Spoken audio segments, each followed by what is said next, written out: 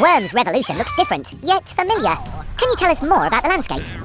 Yeah, sure. I mean, essentially we wanted to keep the gameplay in 2D like the previous game, but we wanted to push the technology so that it was actually all in 3D for the visuals. It's not up until recently we've had the computing power to have the ability to do this.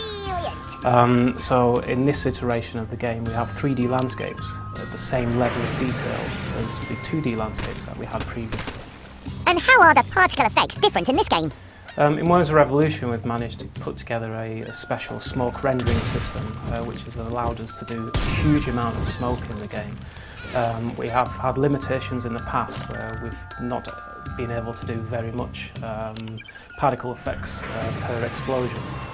In this game we've managed to put together a system where we can have a huge amount of particles and cover the screen with smoke if we need to, so we're not limited anymore. In the past, there's been objects I've had to navigate around. Will these be making a return? In Worms Revolution we have a fully featured physics system now in place. In previous games we've had static objects on top of the landscape, and they're actually part of the landscape. In Worms Revolution these now move around in physics. Physics objects can be destroyed and they have extra properties when some of them are destroyed. For example, you could have a lighter which explodes, you have test tubes which expel poison, and also water bottles can blow up and produce water. What's this new water we're seeing? In Worms Revolution we have a brand new water system that is custom made. It's very realistic. We include properties such as viscosity, compression and also turbulence.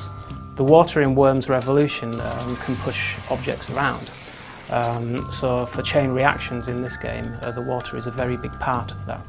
The water affects the worms and the push force. Everything is dampened underwater and it's very difficult for the worms to move around and even jump out of water.